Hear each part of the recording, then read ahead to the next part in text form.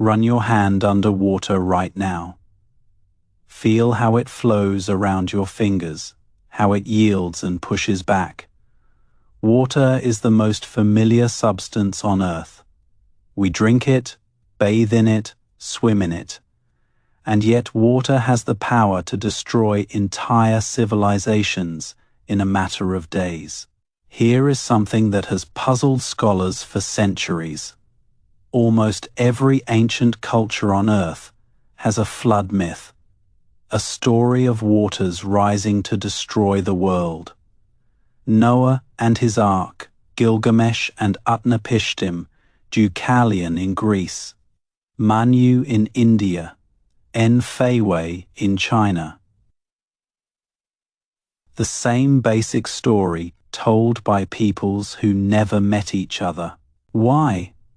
Why would cultures separated by oceans and millennia tell essentially the same story?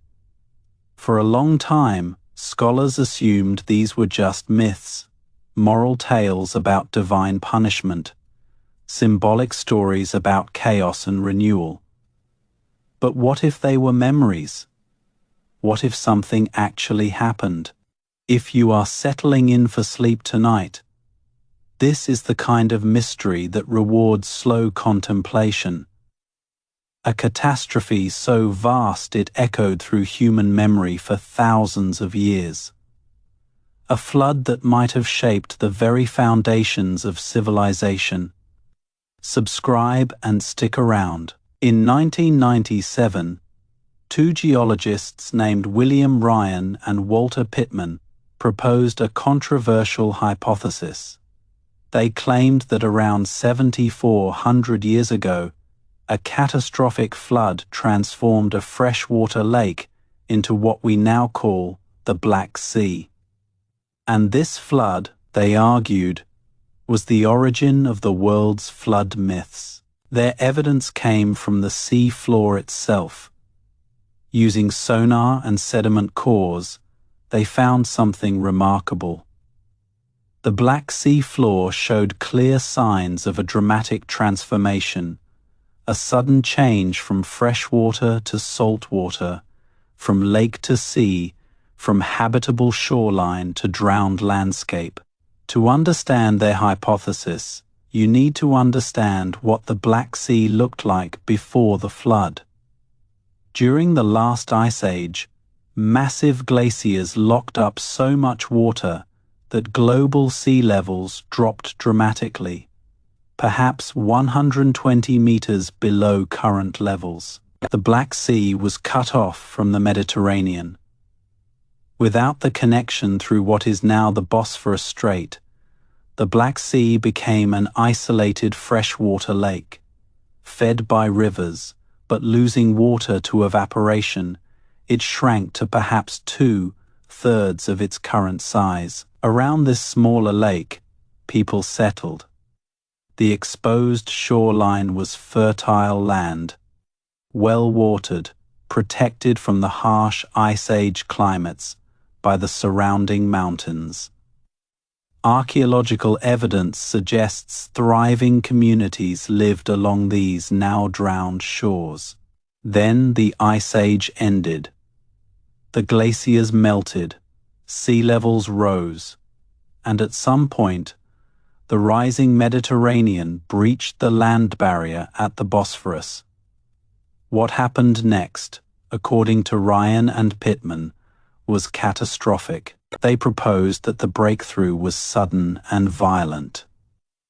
Salt water from the Mediterranean poured through the breach with the force of 200 Niagara Falls.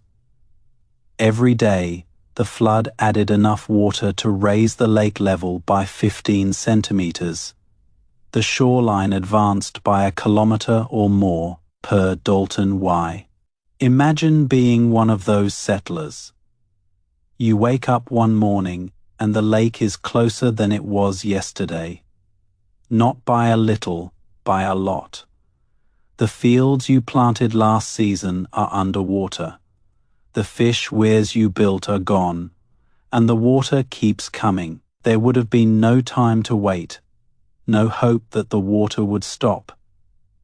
Every day the disaster got worse. You would have had to abandon everything: your home, your stored food, your ancestors' graves, and flee to higher ground, refugees from a drowned world. Ryan and Pittman calculated that the flood lasted about 2 years. 2 years of continuous inundation. By the end, over 100,000 square kilometers of land had vanished beneath the waves. An area roughly the size of Ireland, gone forever. The refugees would have scattered in all directions. Some went west into Europe, some went south into Anatolia and the Levant, some went east toward Mesopotamia.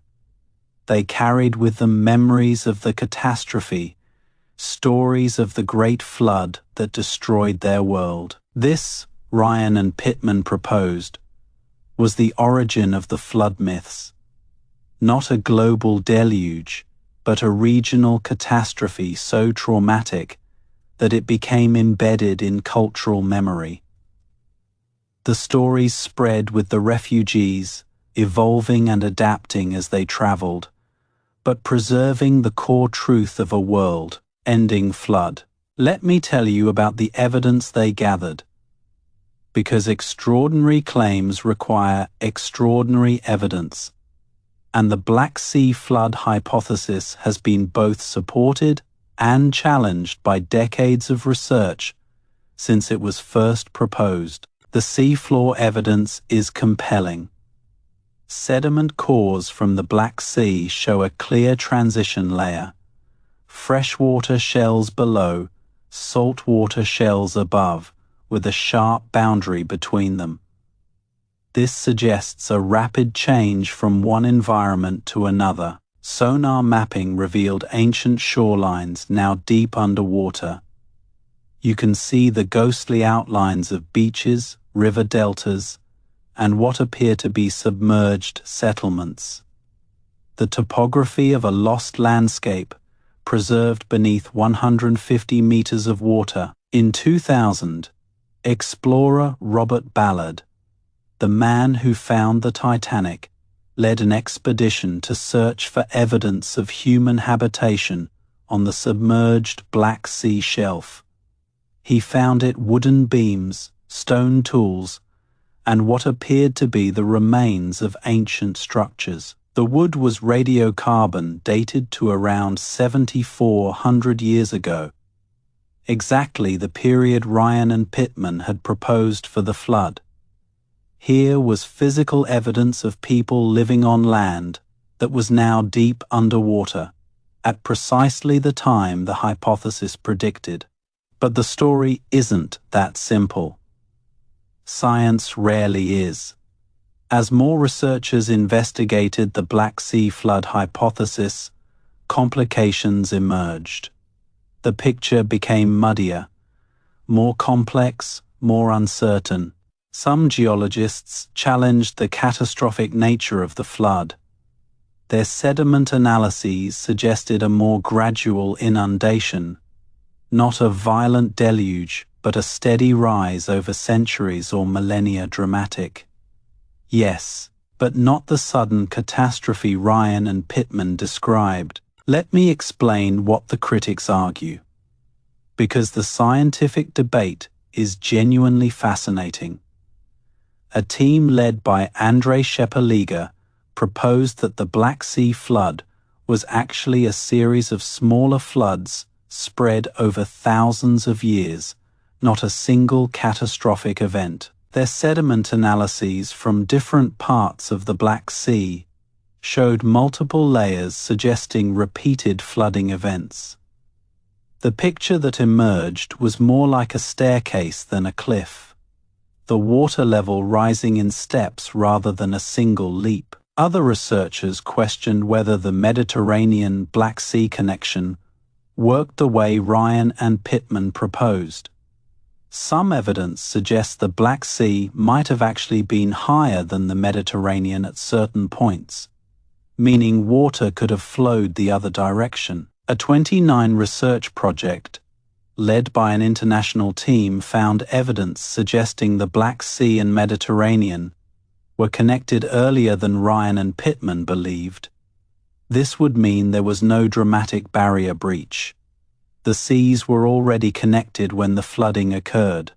The controversy highlights how difficult it is to reconstruct events that happened thousands of years ago. Different methods give different results. Different interpretations of the same data lead to different conclusions. Science is rarely as neat as we'd like it to be. But even the critics agree something significant happened. The Black Sea was different before than it is now. People lived on land that is currently underwater. A major environmental transformation occurred. The disagreement is about how fast and how dramatic, not whether anything happened at all. The timing has been disputed too. Different dating methods give different results. Some studies suggest the flooding happened earlier, some later, some in multiple stages. The neat narrative of a single catastrophic event becomes messier the more closely you look, and there is a fundamental problem with connecting the Black Sea flood to worldwide flood myths. Many of those myths come from cultures far from the Black Sea: China, India, the Americas. How would a regional flood in the Black Sea create myths in places the refugees never reached? The answer might be that floods are universal human experiences. Rivers overflow, coastlines shift, tsunamis devastate. Every culture near water has flood stories because every culture near water has experienced floods. The Black Sea flood might be one source among many. Or maybe the critics are wrong, and Ryan and Pittman are essentially right. Science is still gathering evidence. The debate continues. The mystery remains genuinely open, which is exactly what makes it fascinating to think about as you drift towards sleep. Let me tell you more about what Ryan and Pittman actually found when they first investigated the Black Sea. Their expedition in 1993 used state-of-the-art sonar to map the seafloor, revealing features that challenged everything scientists thought they knew about the region's history. The sonar revealed what appeared to be ancient river channels cutting across the sea floor. Rivers don't flow underwater. These channels must have formed when the seafloor was dry land, when rivers ran through what is now deep water. They found what looked like sand dunes, frozen in place on the sea bottom. Dunes form from wind blowing across dry surfaces. These dunes hadn't been touched by wind in thousands of years. They'd been buried under 100 meters of seawater. Most remarkably, they found a clear shoreline at a depth of about 155 meters. A beach, complete with wave, cut notches in the rock at the bottom of the sea. This wasn't speculation. It was the unmistakable signature of a lake surface that no longer existed. The sediment cores told an even more dramatic story. At the transition from freshwater to saltwater deposits, they found a thin layer of shells from a species called Dreissena, the zebra mussel. These freshwater mussels lived in the lake before the flood. Above them, only saltwater species. The transition was sharp, not gradual over millennia, but sudden, occurring within a span that could be measured in decades at most. Something dramatic had happened to change the entire character of this body of water in a geological instant. Ryan and Pittman calculated the hydraulics of the flood. If the Mediterranean had indeed breached the Bosphorus barrier, the difference in water level would have been enormous. over 100 meters, water would have poured through with tremendous force. They estimated a flow rate of about 50 cubic kilometers of water per Dalton Y. For comparison, Niagara Falls moves about 200,000 cubic meters per m in Ute. The Bosphorus flood would have been hundreds of times more powerful than Niagara, sustained for months. The roar would have been audible for hundreds of kilometers, a sound like continuous thunder, never stopping, day or night. Anyone living within earshot would have known something unprecedented was happening, even if they couldn't see the waterfall itself. Let me tell you about the flood myths themselves, because whatever caused them, they're remarkable documents. Windows into how ancient peoples understood catastrophe, survival, and the relationship between humans and the forces of nature. The oldest written flood story comes from ancient Mesopotamia. The Epic of Gilgamesh, carved into clay tablets over 4,000 years ago, tells of a man named Utnapishtim who survived a great flood by building a boat and filling it with his family and animals. Sound familiar? The parallels to Noah's story are striking. A righteous man warned by a god, a boat built to specific dimensions, animals brought aboard in pairs, a flood that covers the world, birds sent out to find dry land, a mountain where the boat comes to rest. Let me tell you more about the Gilgamesh flood story, because the details are remarkable. Utnapishtim describes how the god Ea warned him of the coming flood by speaking to the wall of his house, technically not breaking the god's oath to keep the flood secret from mortals. He was told to build a boat with specific dimensions, a perfect cube, 60 meters on each side. He loaded it with his family, skilled craftsmen, and animals of every kind. The description is detailed enough to feel like an actual memory, not pure invention. When the flood came, it was so terrifying that even the gods were frightened. They cowered like dogs against the walls of heaven, weeping for the destruction they had unleashed. The storm lasted 6 days and 7 nights before the waters began to recede. Utnapishtim's boat came to rest on Mount Nysa. He sent out a dove, which returned finding no resting place. He sent a swallow, which also returned. Finally, he sent a raven, which did not return, telling him the waters had receded enough to find dry land. The parallels to Noah's story are undeniable. Both heroes are warned by a god. Both build boats to divine specifications. Both bring animals aboard. Both use birds to find dry land. The stories are clearly related, though which influenced which remains debated. Some scholars believe both stories derive from an even older source, an original flood tradition going back to the early Neolithic period. This myth, whatever it was, might have spawned multiple versions as it spread through different cultures. The similarities are too close to be coincidence. Scholars believe the Hebrew flood story was influenced by the Mesopotamian version, perhaps absorbed during the Babylonian exile when Jews lived among peoples who told these ancient tales. But the Mesopotamian story is older than the tablets that preserve it. Oral traditions can survive for thousands of years before being written down. How far back does the flood memory go to the flooding of the Black Sea? Even further, Mesopotamia itself was subject to devastating floods.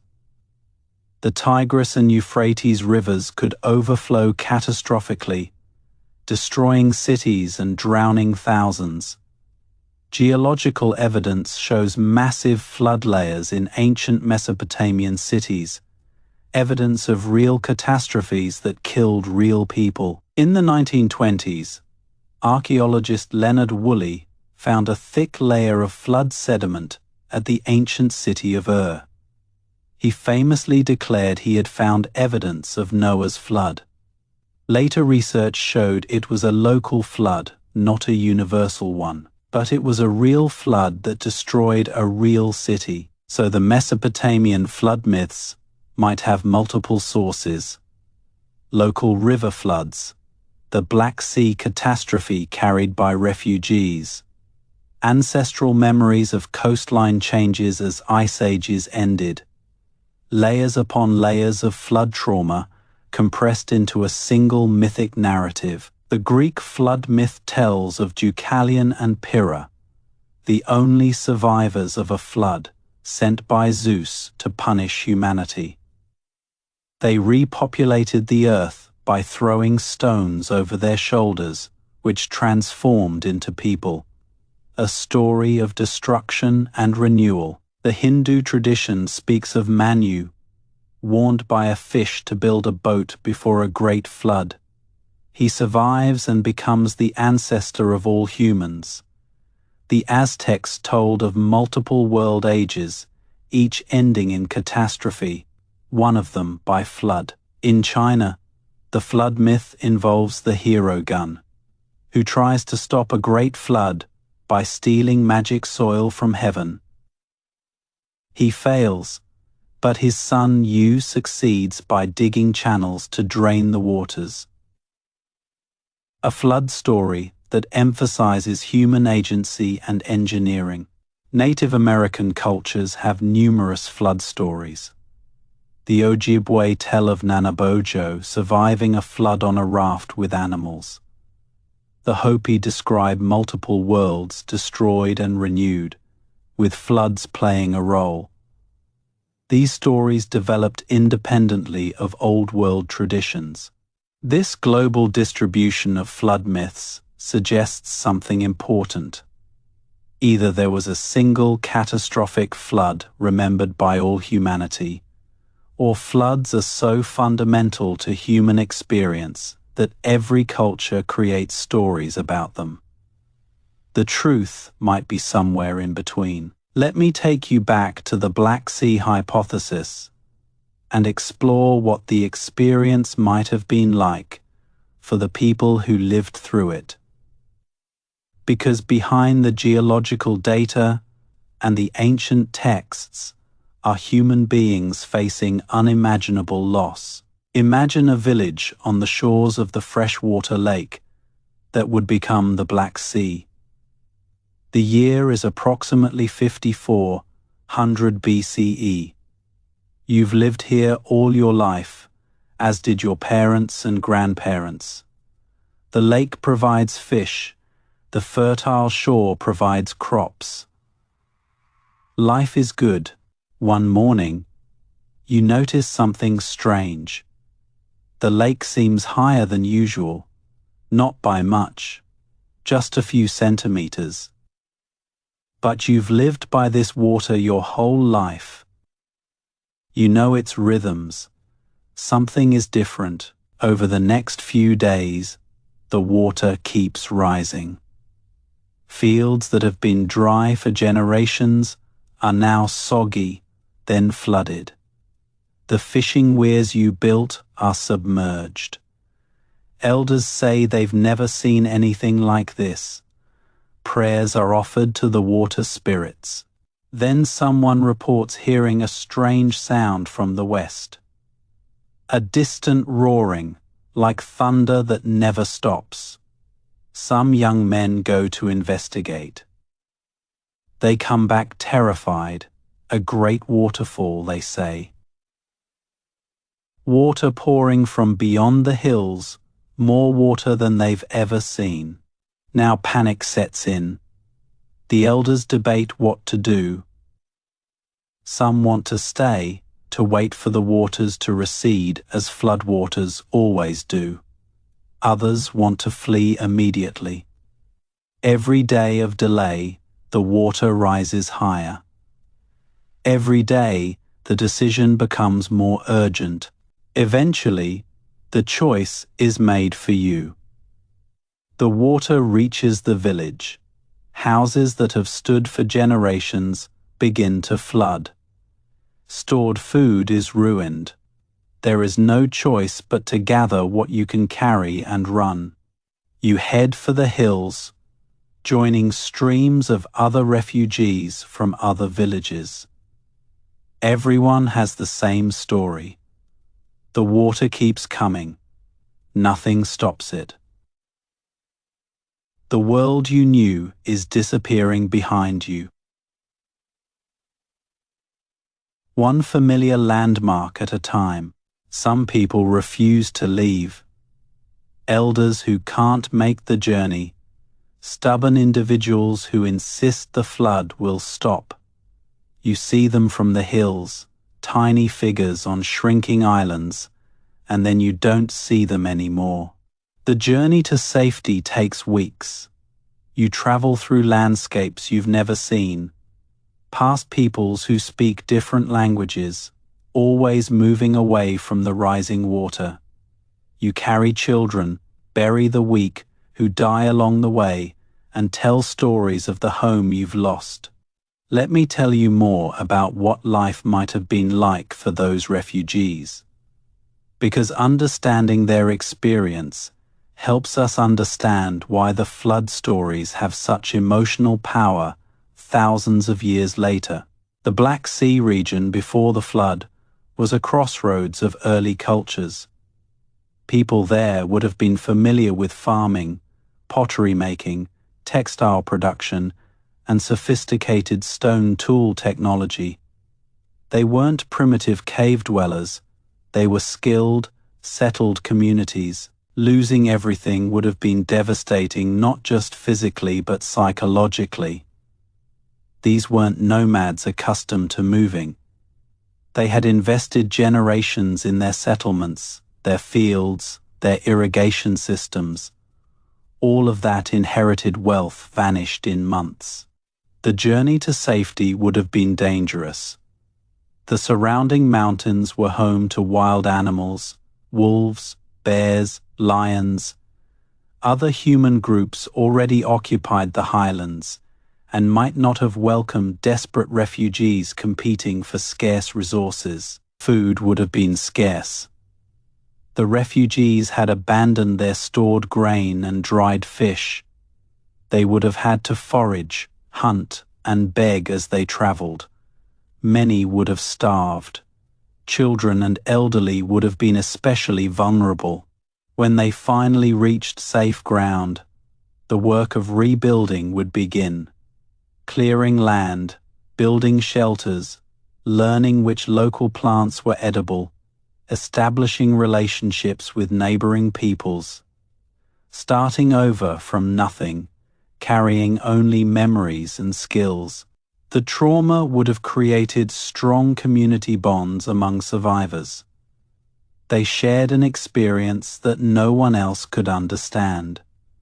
They would have told the flood story to each other compulsively, processing the trauma through repetition, and they would have told the story to their children, not just as entertainment but as warning, as explanation, as identity. We are the people who survived the flood. This is where we came from. This is why we are here. Finally, you reach land high enough that the water stops. You look back and see only sea where your homeland used to be. Everything you knew, the village, the fields, the fishing grounds, the graves of your ancestors, all of it gone forever beneath the waves. This is the trauma that would have burned itself into cultural memory. Not just a flood, but the end of a world. The complete and permanent loss of everything familiar. A catastrophe so total that it demanded explanation. Demanded meaning. Demanded story. And so the stories were told. Around campfires in strange lands, survivors spoke of the flood that took their homes. Children who had never seen the drowned lands heard the tales. They told their children who told theirs. With each generation, the story changed a little. Details were lost or embellished. Local elements were added. The flood became divine punishment for human wickedness. The survivors became righteous individuals chosen by the gods. History became myth, but the core remained. Water rising, world destroyed. Few survivors, new beginning. These elements persisted because they were true. True to the experience, true to the trauma, true to the fundamental human confrontation with nature's overwhelming power. Let me share what modern archaeology has found beneath the Black Sea, because some of the most remarkable evidence for the flood hypothesis comes from explorations of the sea floor itself. In 1999, Robert Ballard's team used remotely operated vehicles to explore the Black Sea shelf.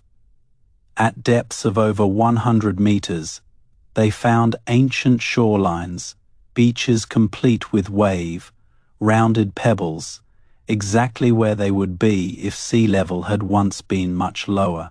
The Black Sea has a unique feature that aids preservation below, about 150 meters. The water is anoxic. It contains no oxygen. Nothing can live there and nothing can decay. Organic materials that would rot in days on land can survive for millennia in these waters. This means that wooden structures, plant materials, even human remains could theoretically survive on the submerged land surface.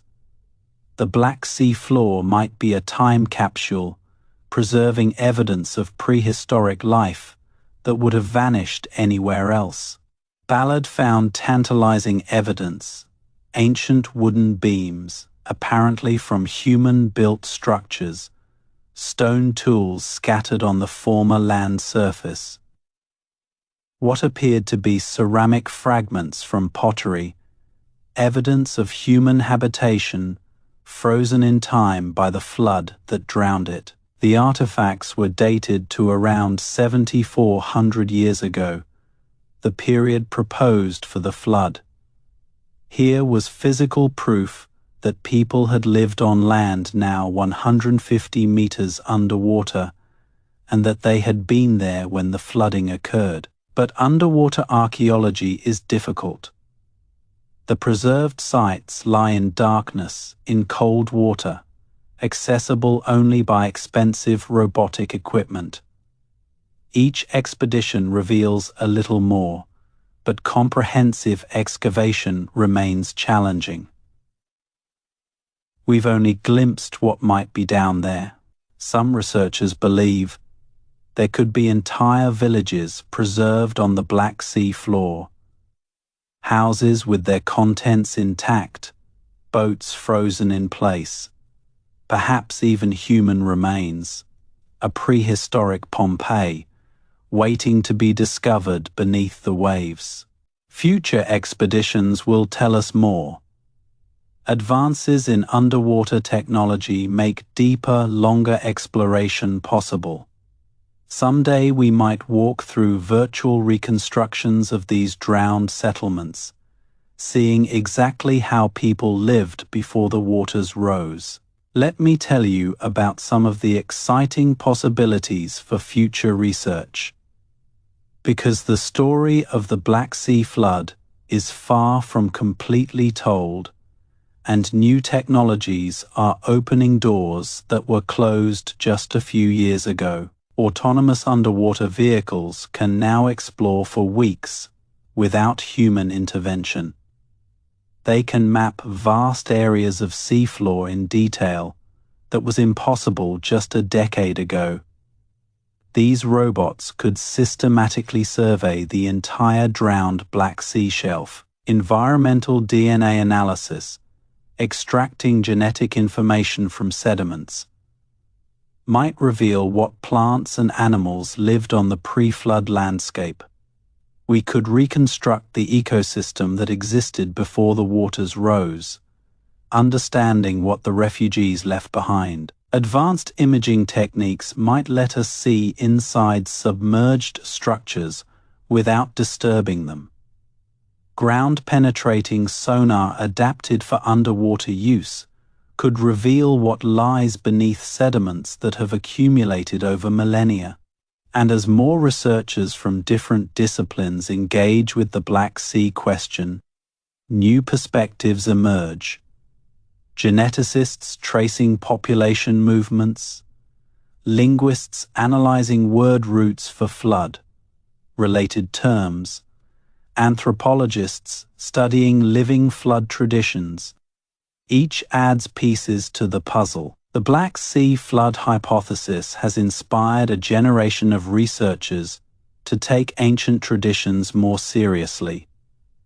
Not to accept them uncritically, but to ask whether they might contain genuine historical information. This shift in approach has implications beyond flood myths. What other ancient stories might preserve memories of real events?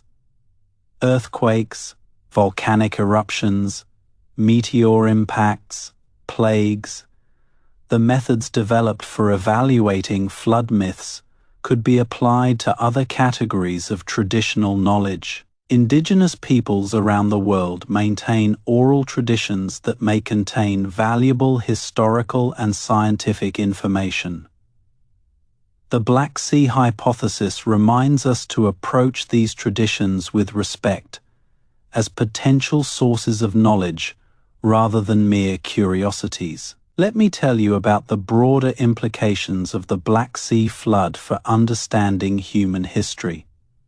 Because if Ryan and Pittman are right, the flood didn't just create myths, it might have triggered major historical developments. The refugees from the Black Sea flood would have carried their culture with them, their farming techniques, their tool-making traditions, their religious beliefs as they spread across Europe and the Near East.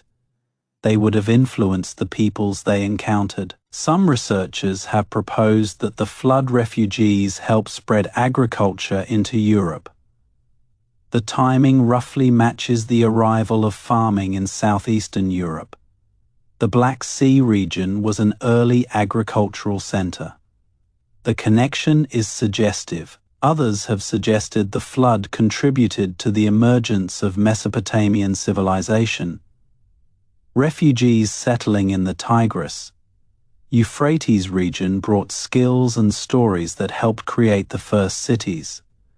The trauma of the flood might have motivated the development of irrigation systems to control water. These are speculative ideas, difficult to prove, but they suggest how a single catastrophic event could have ripple effects lasting millennia. The flood that destroyed one world might have helped create the foundations of our own civilization. There is something poetic in this possibility.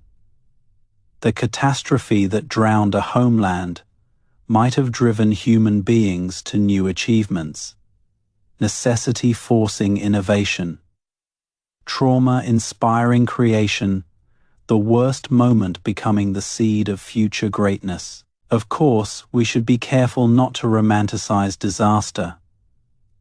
The Black Sea flood, if it happened as Ryan and Pittman describe, would have killed thousands of people, destroyed countless communities, caused immense suffering.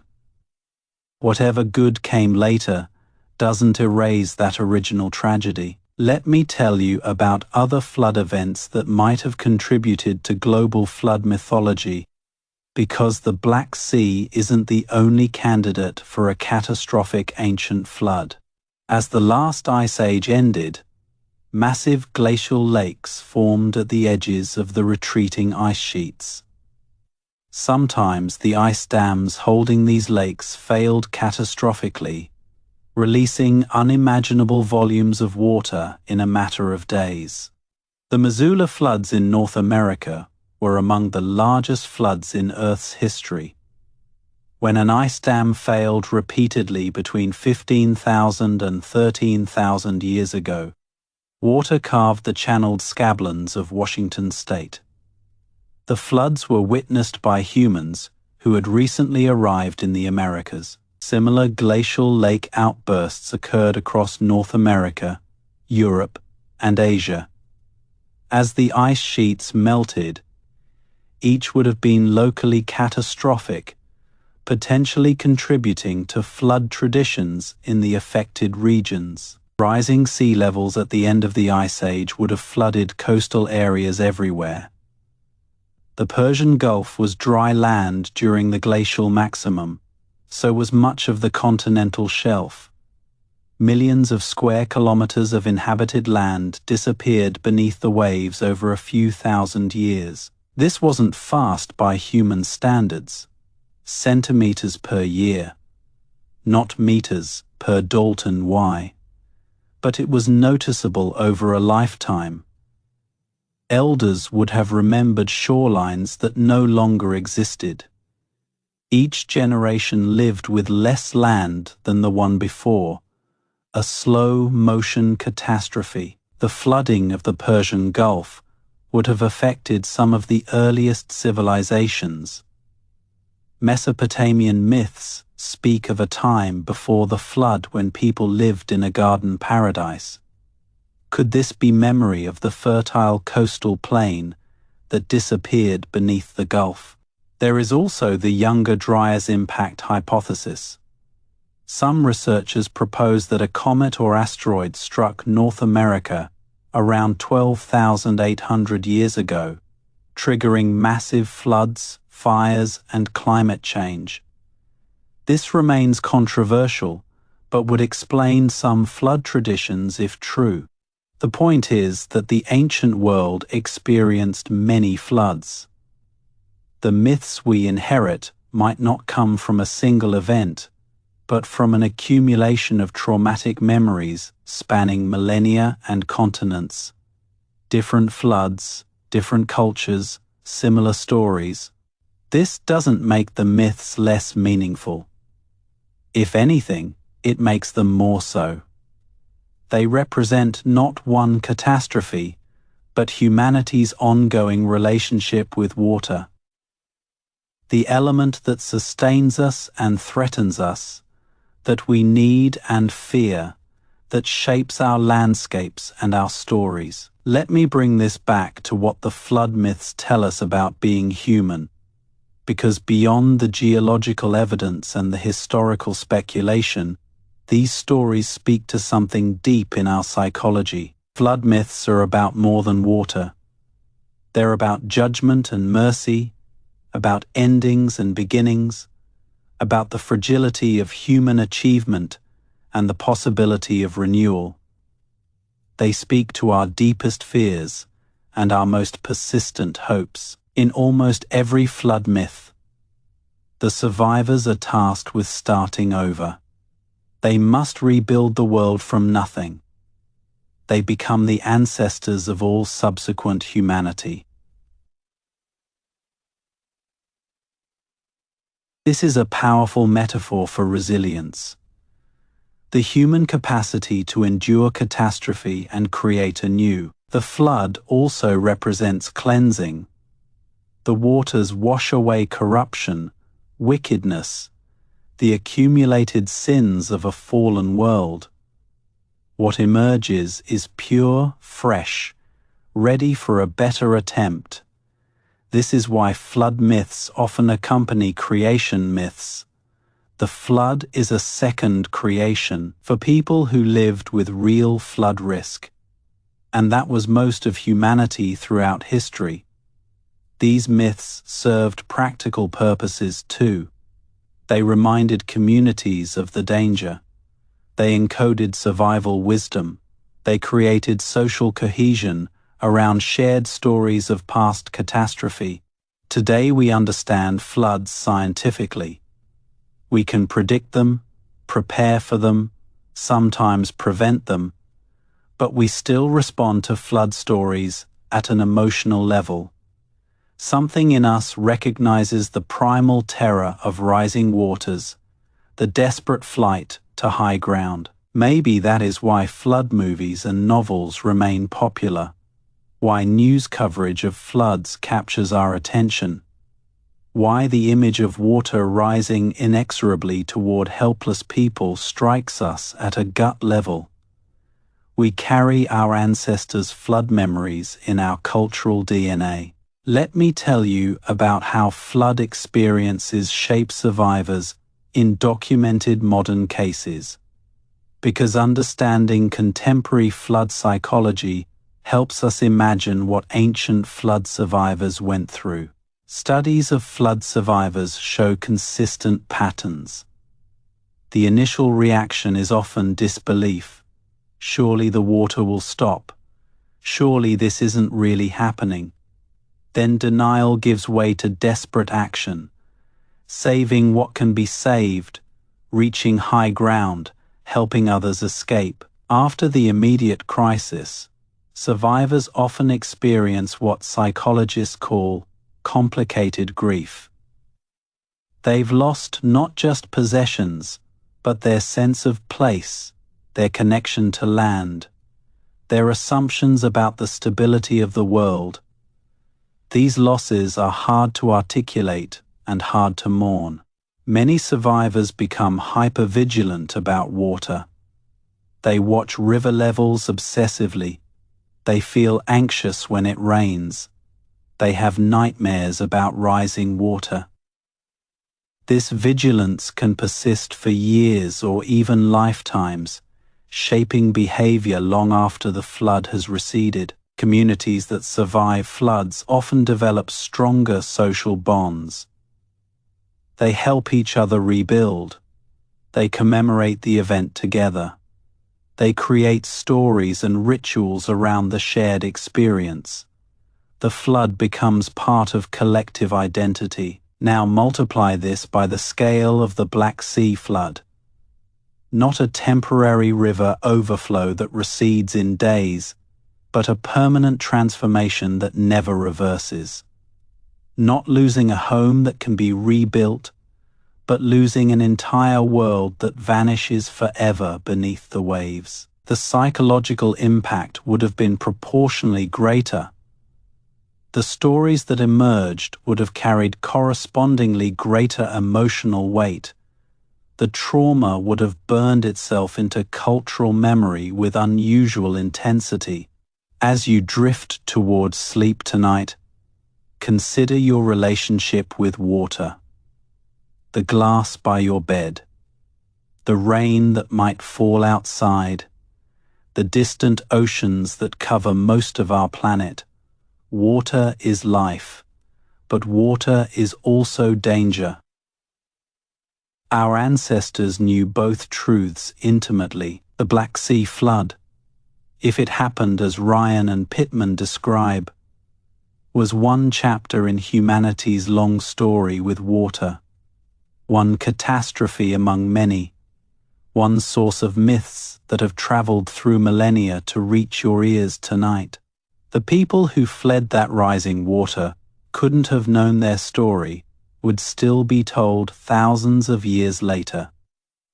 They were just trying to survive, just trying to save their families, just trying to make sense of a world that had suddenly become hostile. Let me share one more thought about what connects us to those ancient flood survivors. Because in some ways, we face similar challenges today: rising sea levels, climate change, the threat of losing coastal lands to advancing waters. Scientists predict that many coastal cities will face significant flooding in the coming century. Some island nations may lose substantial territory to rising seas. Hundreds of millions of people live in areas vulnerable to inundation. In this light, the ancient flood myths take on new relevance. They're not just stories from the past, They're warnings about what happens when water rises. They encode survival wisdom that might be valuable again. The refugees who fled the Black Sea flood had no choice. The waters came too fast to stop. But we have time to plan, time to adapt, time to prepare. We can learn from our ancestors' experience without being forced to repeat it. Perhaps that is the deepest value of flood myths. They remind us that human beings have faced catastrophe before and survived. They show us that worlds can end and new worlds can begin. They give us courage for whatever floods might come. And in telling their story, they gave us something precious. A window into how humans have always responded to catastrophe. With grief, yes, but also with hope, with loss, but also with renewal, with an end, but also a new beginning. The flood myths remind us that worlds can end, civilizations can vanish beneath the waves. Everything we build can be swept away. This is terrifying, but it is also liberating. If our ancestors survived the end of their world, maybe we can survive the challenges of ours. Think about those survivors tonight. The ones who watched their homes disappear beneath the Black Sea. The ones who traveled through strange lands carrying nothing but memories. The ones who told stories so powerful they echoed through 100 generations. You are their heir. Not necessarily in DNA, though maybe that too, but certainly in story. The flood myths they created are part of your cultural heritage. The resilience they demonstrated is part of what it means to be human. The Black Sea still holds its secrets. Beneath its dark waters lie the remains of a drowned world. Houses and tools and perhaps even the bones of people who couldn't escape in time. A world ended, preserved in anoxic depths, waiting to tell its story. And above those waters, on the shores where refugees once landed, new civilizations arose. Cities were built. Empires rose and fell. Religions developed that carried the flood story forward. The catastrophe didn't end human history, it helped shape it. That is the strange gift of catastrophe. It destroys, but it also creates. It ends worlds, but it begins new ones. The Black Sea flood, whatever exactly it was, whenever exactly it happened, became part of the story that led to you here, now, listening. If you are drifting off now, let these thoughts float with you. Ancient waters rising, desperate flight. Stories told around fires in strange lands. Myths that traveled through millennia to reach your ears. The strange, terrible, beautiful story of how we got here. Thanks for spending this time with me tonight, thinking about floods and myths and the fragile human presence on a watery planet.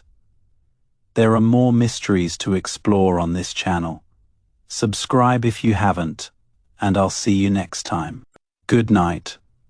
Sleep well, and if you dream of water rising, remember, your ancestors dreamed that dream too, and they survived to tell the tale.